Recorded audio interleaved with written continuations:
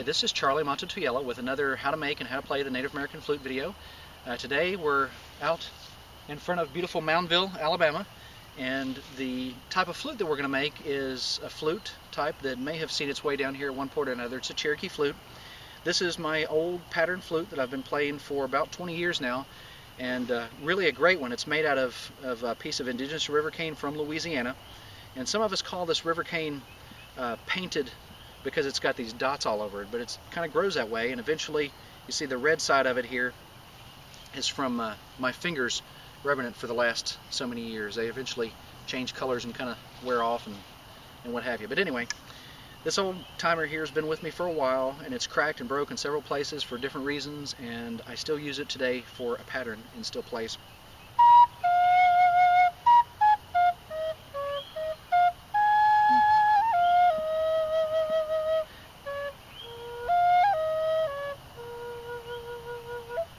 So it still plays pretty good, but this is the flute that we use to make our Cherokee flute pattern.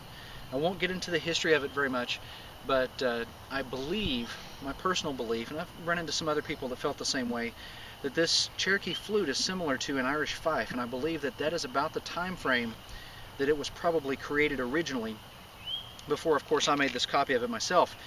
But it's a 5-hole flute, and the sound quality that it produces is very similar to that of several Irish fifes that I've seen and played. However, like I said, we're going to use this one for the pattern, and what I mean by pattern is when I make a flute, if you've bought one from me or if you've seen them in a store or wherever you may have gotten them, I usually use a pattern flute. I don't use measurements and use a tape measure and stuff like that. It's not really as personal as this feels to me. And some people would say, well, what about the accuracy? Isn't it more accurate to use a measuring tape and this kind of thing? And usually I like to use my old flute to make a copy out of it. I feel like that's more accurate. This flute here is unmade. It's what I call a blank. Some of you may have purchased some of these from me before. It's just a piece of river cane that's been cut, and it may not be the same size as this particular flute, but it's big enough to make one of these flutes out of, as you will soon find out. This flute here, what I'm going to do is set it beside it using the link as my stopping point, and there's a link underneath of this one, as you may see here, and I'm going to mark where the holes are going to go. And usually I like to do it this way so I can eyeball it better.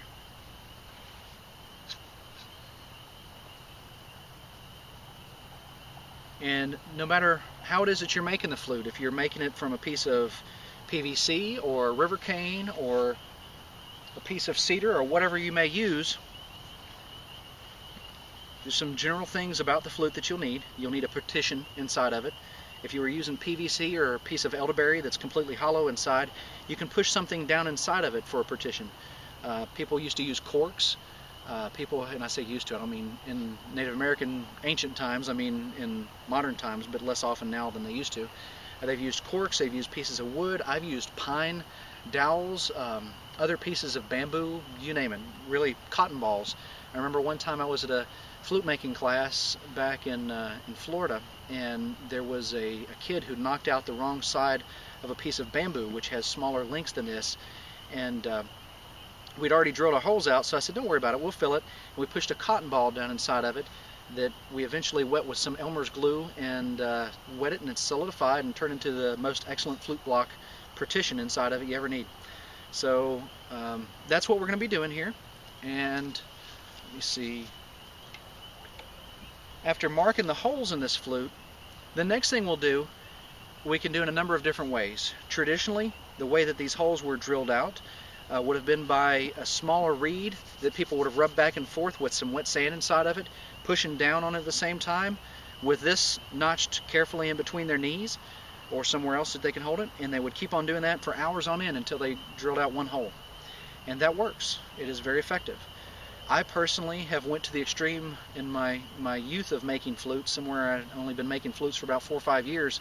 I used to use a soldering iron. If you hold a soldering iron gun down, like if you have one that gets really hot, and hold the gun's trigger down until it starts glowing red, that glowing red will burn into a piece of bamboo just fine, or river cane, or wood. And we used to use it very accurately to burn out our holes. and modern times, and I didn't bring it with me because we needed kind of portable here, but I use a drill press. I also use a hand drill, which is sometimes able to crack the flute if you're not careful. Today, I'm going to use my Dremel, which is a small, simple tool that you can use to do this kind of thing with. And been using this sanding drum head on it, which you'll notice there's a little bit of burr. I don't know if you can see that on the video very well. There's a little bit of burr sticking up here from when I cut the river cane, and I'm going to sand that off with a sanding drum just to make sure it's kind of smooth there.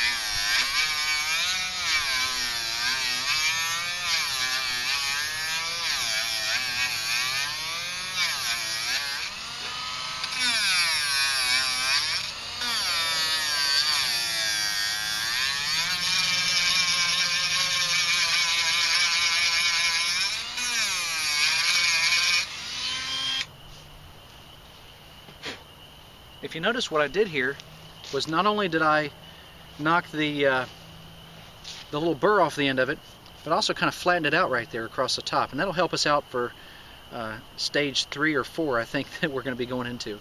But for the time being, what I'm going to do right now is what I consider to be the cheating way, but very effective, is I'm going to start my little pilot hole for my actual flute holes. This is just a 3/16 drill bit. It's a tiny one. I'll say it's 3/16. It may be smaller than that. It's a very tiny drill bit. I'm going to simply use to start some holes, and I'll show you what I mean by starting holes in just a moment.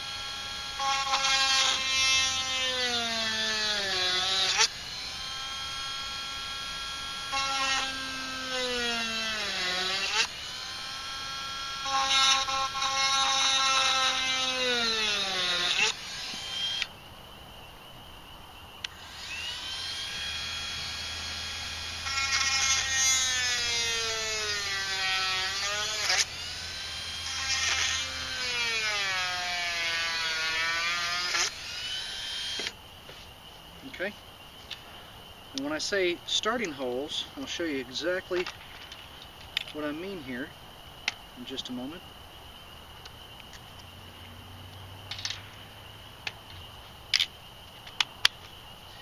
These holes are just tiny little holes. If you've got any of my flutes or played any other Native American flutes, you'll notice that the holes are usually a lot larger than that, and up here too, but they're just the starting holes, and I'll show you why. Because in all my time of making the Native American flute, which I've made hundreds of thousands of at this point, I have decided that fire is my way to do it. I really like using fire because it's very clean and efficient, and it doesn't leave any scar tissue behind. And once again, this is just a 1/4 inch dowel of steel that I use. You can tell it's been used a little bit. It's got a little hook on the end here, which we'll talk about in a moment. But this end here is what we're going to use to burn the actual flute fingering holes out. Like I say, it's a 1/4 inch in diameter, a real typical flute fingering size for smaller flutes, that is. And it's just made out of iron or steel. I think I got it at either Lowe's or Home Depot, which you can pick up pretty reasonably. You don't want to use anything like aluminum because it gives its heat off so quickly you wouldn't be able to get it hot enough to get it stay hot long enough to burn into your wood. So like I said, just using some iron. Something else too, while this iron is heating up, you may not see it over there, but because I've used it so much, the tip of it starts popping like popcorn. It's kind of interesting sounding. When it does that, the small pieces of carbon that have connected themselves to it from burning into so many flutes are snapping off. So you want to be mindful of that if you decide to start making flutes and you don't clean the end of the rod off like I don't. And as a matter of fact, that's how you make stainless steel, is by adding carbon to iron. And after a while, the tip of this thing is almost like stainless, so it's a little harder. But you'll notice in just a second, especially at the time of day this is, I guess it's about 5:30 or 6, we have enough low light here to finish this video, but the iron will start glowing red before we use it. And while it's heating up, we have time for me to show you another little trick of mine. This is like a sink cleaning rod, I think. I'm not sure exactly what it was originally intended for, but we use it to clean out the inside of our flutes with. The reason I use this thing, because it's so flexible and bendable. We can use it in any size or shape flute. We use it to clean out the paper on the inside of the bamboo, because typically bamboo has a type of fiber on the inside of it, and it has its purposes, but being inside of my flute is not one of them. And you notice this rod is starting to glow a little bit here.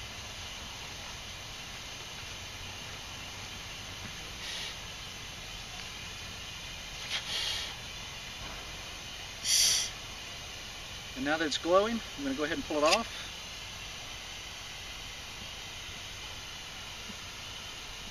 Pre-drilling the hole really helps for this thing to find its way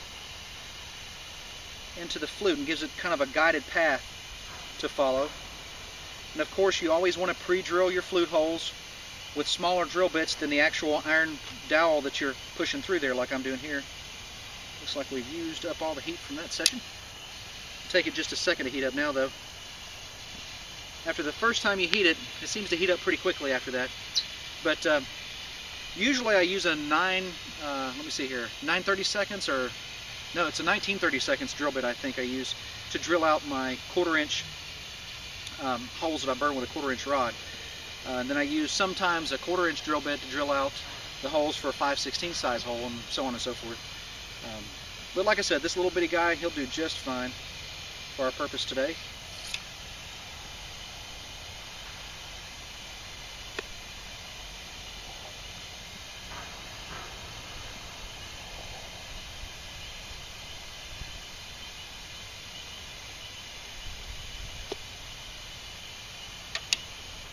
That hole didn't push out all the way. It went through, but it left a spur on the inside, whereas the first two holes are nice and clean. I can see from here. I don't know if you'll be able to see them when I come up closer to the video, but I will show you in just a second. This last hole that I put through, had only a little bit of heat left on the end of the rod, so it didn't go through as clean as I'd like it to. So I'm going to go back through it first and then go through the next one, and so on and so forth. And then what we're going to tie our block on with, the little above the track area, is this leather cord that we buy. It's kind of a flat leather cord. We'll get it at like Hobby Lobby or Michael's, Joann's Fabrics. You can order it from Tandy on their website. Several other places that you can buy that kind of leather cord from, or you can make your own. My old flute here actually has my first piece of brain tan on it that I ever did, a deer that a friend of mine killed, and I brain tanned it. And it's endured and broken several times like just now, but it's still a little piece of it on there, and I've been keeping it on there for good luck.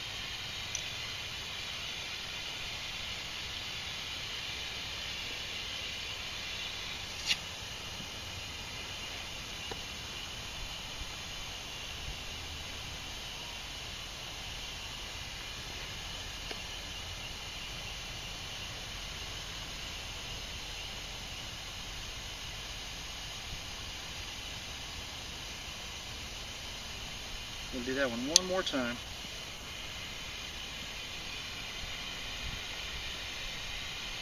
And I'll show you how we're going to flatten this area here in just a second. It's going to have another piece of fire touch it, which is another tool that I made kind of specialty to do this with, which we'll get to in a moment.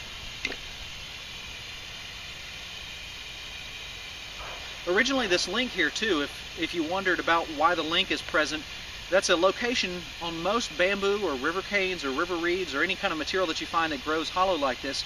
There'll be a limb that'll come out of it. And that piece that we talked about being a burr earlier is actually the limb on the river cane itself. I had whacked it off with a machete when I cut this piece, and it left that little scar tissue behind.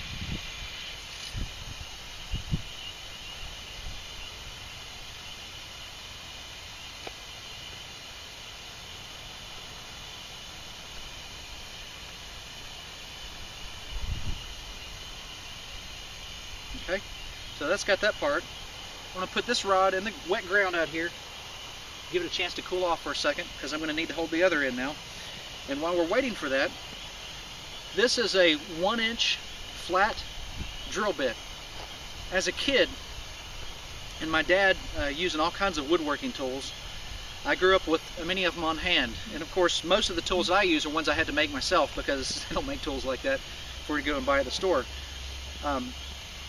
I used to use a flat piece of metal to do this with, and I had to wear a special pair of gloves, and it was a trouble. But what I've done now is I've taken one of these flat 1-inch wide drill bit paddle bits, which personally as a woodworker I've never found another use for them except for this, because they'll crack anything that you drill with them. But anyway, I took one of these flat paddle bits and I put it down inside of several different layers of bamboo, and each time I Gorilla Glued or JB Weld, I used some kind of semi-heat resistant adhesive, and I glued them down in there until I got me a nice heat resistant handle. And you can hold this thing all day long and make flutes with it, thousands of them, and it never get hot on you. So it works out pretty well. This little flat paddle bit I've been using for, I guess, about 10 or 15 years now. It's finally getting thin. As you heat metal up, as I was talking earlier, the metal gets hot, and when you put it on a piece of wood or some other kind of carbonized material, bamboo, wood, even in the earth, grass, anything like that, if you put it on there, some of the metal's going to come off, just tiny pieces of it. You're not going to see it, it's microscopic, and some of the wood or other material is going to stick to it as well. That's how you make stainless steel. You keep adding carbon until eventually iron becomes stainless, or really shiny and a little harder and a lot sharper.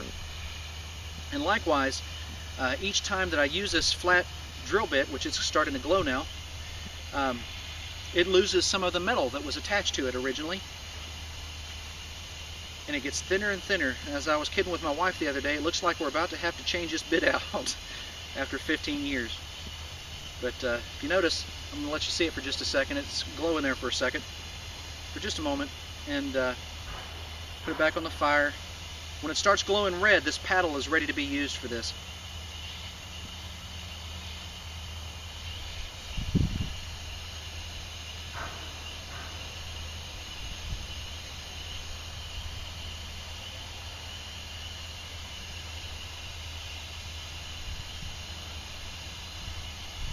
And that was pass number 1. You can see it kind of burnt the top a little bit. And it flattened out quite a bit as I'm looking at it. It's very flat now compared to what it was. But it's not quite the way I want it just yet.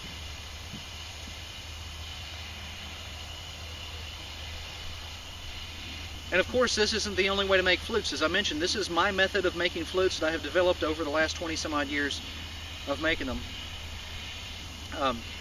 You can drill all these holes out and not burn any of them. Most people, most flute makers that I know, don't use fire to burn the holes out.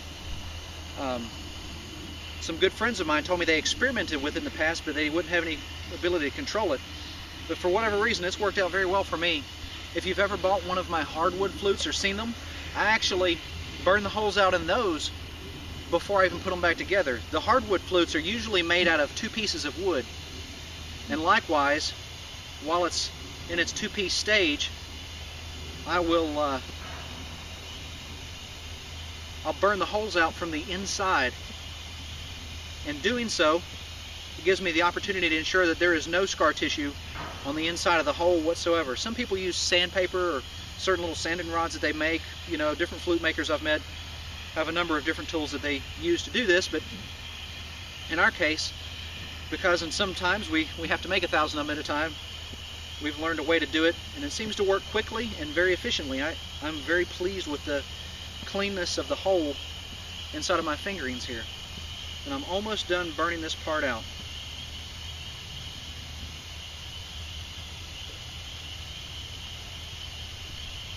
before we go too far, I'm going to come up and bring this to the camera, if there's enough light here, so you can see exactly what we've done.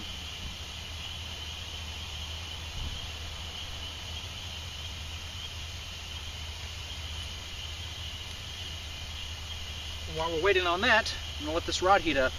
And the end of the rod is shaped like an L here. It's been flattened out and sanded to fit my needs. I'm going to go ahead and let it be heating up while I'm showing you the flute. This piece of flute here is nice and flat. If you look at it, just across there, just as if we were to put it into a milling machine and bore it down with a nice carbide tip bit, as a lot of people do. There are other flute makers too that build this area up, and some of them that have a specific way that they do it. Our flute, and some flute makers I've actually met, and there's one of them here at Moundville that I've known for the last 15 years, that he leaves it round there and then puts a nice little cover on top of it and uses the curvature of the reed itself, of the river cane or the bamboo, to make his track, which is kind of a neat way, and once again one of those methods that I've used in the past. But this one here is one that I've kind of fallen in love with, and have taught my family and several friends and other people to make them that way. And we're going to need a block in just a second to go up here on top of this for our track, which the rod is still heating up, as you see. And I'm going to show you how we're going to make that block. It's kind of neat.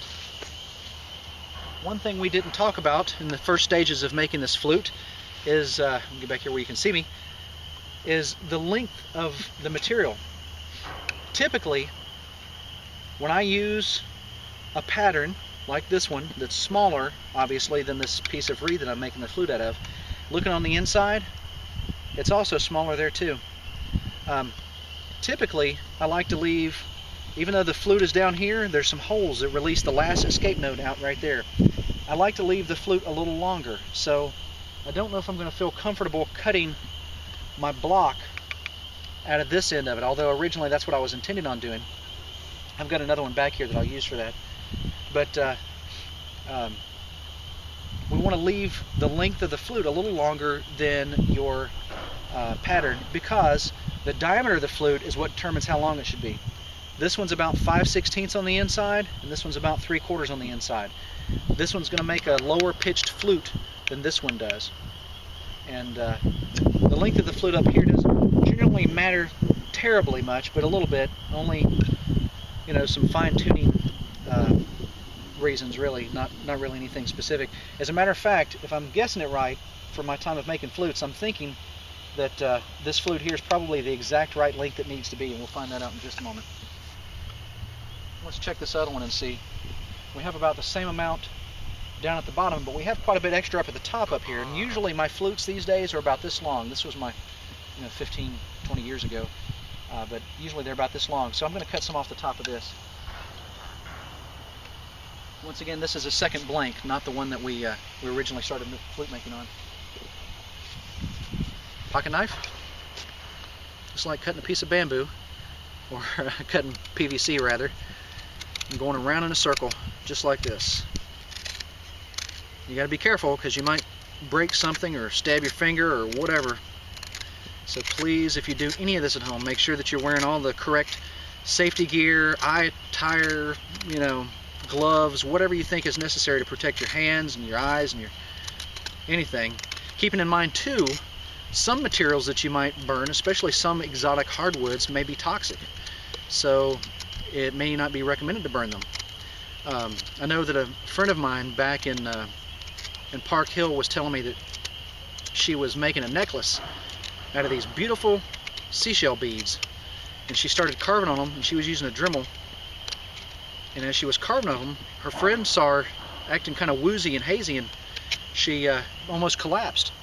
And when that happened, she had to run to the hospital and found out she was poisoned from the toxin inside of the shells. But if I dug in this thing deep enough, let's see what happens. I'm going gently around in a circle here. I mean, it'll crack off if I snap it right now. I just want to make sure I do it smooth.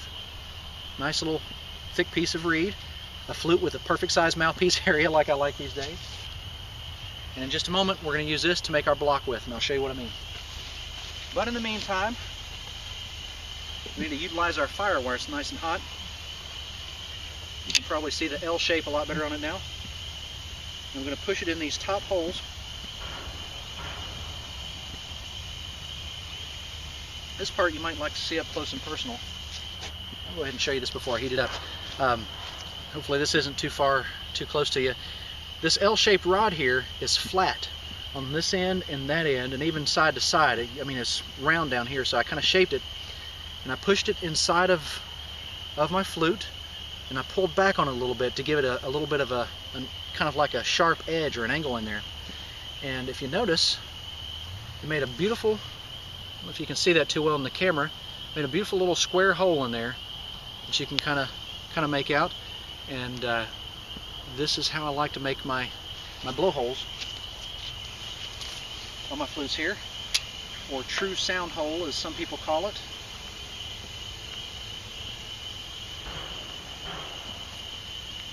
I think my burning rod here is cooled off enough now. We'll wait for this thing to heat up, and while it's doing that, I'm going to go ahead and cut off a piece of leather lace about 2 feet long. You can find different qualities of leather lace. I like this kind here. It's a brand that I trust. It's called On Accord. We get it at a Hobby Lobby. But I like this kind, and it's a little more expensive than some of the other ones that you get. But it's a much better quality.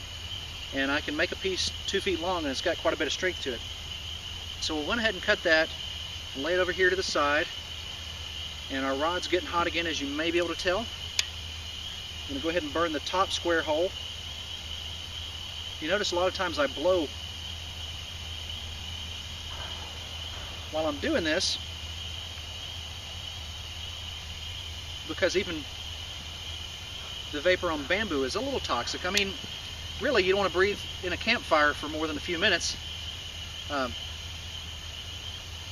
So I like to blow that through. Now, when we talked about the link here, if you don't mind me coming up to the camera a whole lot, but I want to make sure you see it because the detail in some of these things is very important. But there's a solid petition in here. And you'll notice I have a hole down here and I have a hole up here. Well, the hole down here is open to this chamber. The hole up here is open to this chamber only. So when I blow in it,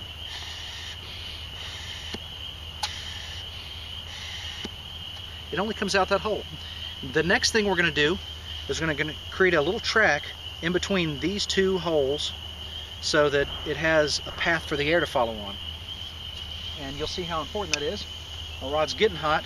While we're waiting for it to heat up a little bit, you notice that this piece of the block area down here, even though it is nice and flat, it's also got kind of an abrupt wall there. Well, that wall slows down the air traveling across it. So what I'm going to do, one of my, I'd like to say patented, but I don't believe in patenting these kind of ideas. That's why I'm sharing them with you today, by the way. Anyway, one of my techniques that I like to use is I like to push with my knife. If you notice how I hold it, I'm holding the knife over here and pushing with my other thumb, using it to guide and to push. That's how I carve. Different carvers use different techniques, but this is my way of doing it. It keeps me from cutting my hand. Got so many scars on my hands. But anyway, what we did just now was we created a nice little ramp for the air to travel across. And if you'll notice, it's no longer flat and square. We left this flat square piece up here for a reason, because that's where our block's going to go against. But it's not flat and square right here any longer, and that way the air can kind of travel across it, which I believe we have a hot rod to use now. And I can tell by our daylight that visibility will probably be running slim here pretty quick.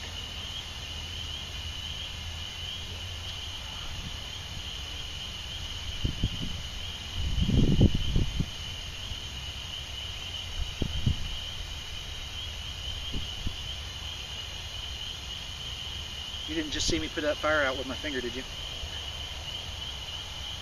Okay. Normally, I would leave my rod cooking there for just another minute because I'm undoubtedly going to have to go back and do some little fine-tuning or tweaking. I also have some X-Acto knives that I used to cut this out with, and today I even use those to clean it a little with, although I didn't bring them with me. I use my pocket knife just to clean some of the charred river cane. So I make sure I have a nice little track. And as we're getting close to, should have put my knife up. The next thing we're going to have to do here is take that piece of river cane we talked about. I put my knife on it at a certain place that I like to cut it. and you'll notice we cut a nice little shard of river cane off of it, just like that, just by splitting it. And that's one of the ways that I've been making these forever and a day. My wife's technique, and I hope she doesn't mind me sharing it with you, is kind of cool. She sets these pieces of bamboo in the ground and stomps them, and it comes out in like 4 or 5 easy pieces, and she says, why don't you do it that way? Which is great. It works out perfectly. But I guess I've been doing it this way for so long. And we've got just enough time of daylight left to finish this up and finish showing you how to make a flute and how to make it play and tying the block on and everything. It's amazing. We've been able to fit it into this little tiny bit of time using very simple tools, things that probably many of you have access to even if you don't have them. And my first flute I ever made, not with this knife, but I made with a pocket knife. Very simple. And it wasn't a bamboo flute either, it was a cedar flute. So I hollowed it out, I split it with a pocket knife, hollowed it out with a pocket knife, made the holes with a pocket knife, which you can tell when you look at them because this was before I used the burning the hole technique. What I'm doing right now is flattening this piece of river cane out a little bit. Usually in my shop I'll do it a whole different way, but this technique works well when you're on the road. And another thing you want to do is make sure that it fits on your flute the right way. So you'll notice it's a little too long. I don't know how much of this you can see because of how dark it's getting, but I need to cut it off.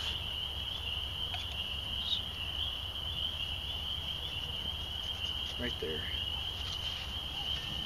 The technique we use for cutting a round piece of river cane works also on cutting a square piece of river cane, but it's a little more dangerous. The smaller pieces you try to work with, the more likely you are to cut yourself and get all the scars like I have on my hand.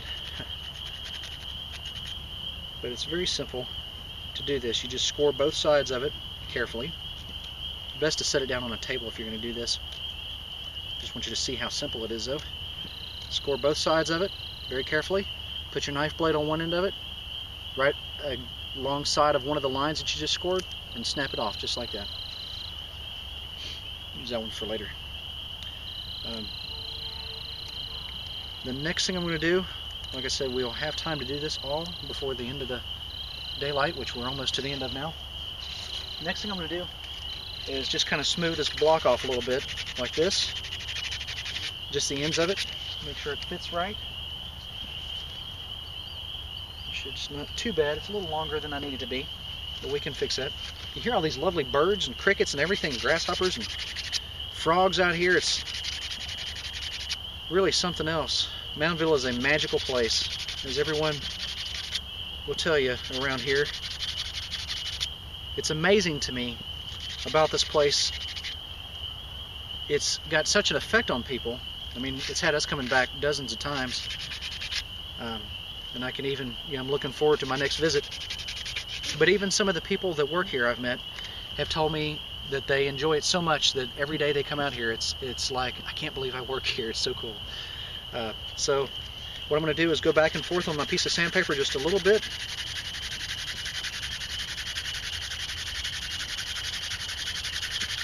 Usually I'd set the sandpaper on a table so I can use the flatness of the table to help keep it lined up. But once again, doing this for a while, I've got a little technique that helps me out.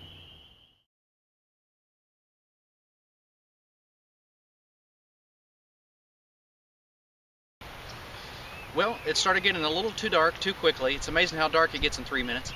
But I wanted to show you the rest of what we were doing so that you'll be able to see how to tie the flute block on. If you recall, what we had finished was burning the holes out. We burnt a little track into this area here. We flattened it out with our little flattening rod, and also cut a sliver of river cane off of that little circular disc area and sanded it down to shape. All you do is place it on top here, and if you burnt this area in the right amount of length and cut the flute block in the right amount of length, it actually will sit right at the edge of the hole there. So what we're going to do now is just tie the leather lace on.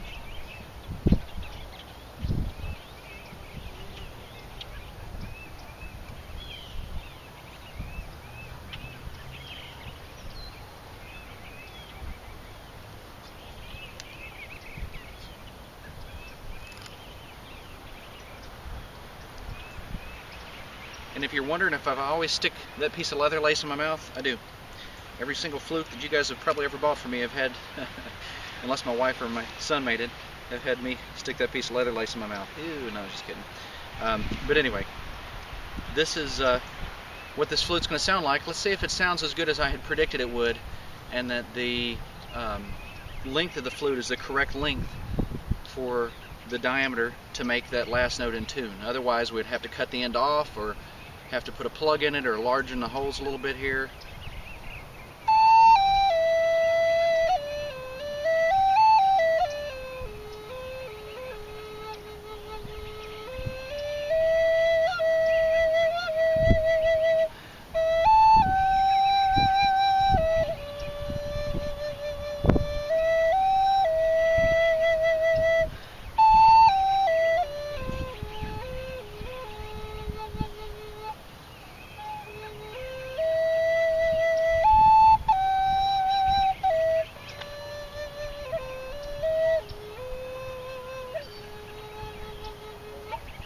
So it does play, and it plays pretty good in my opinion.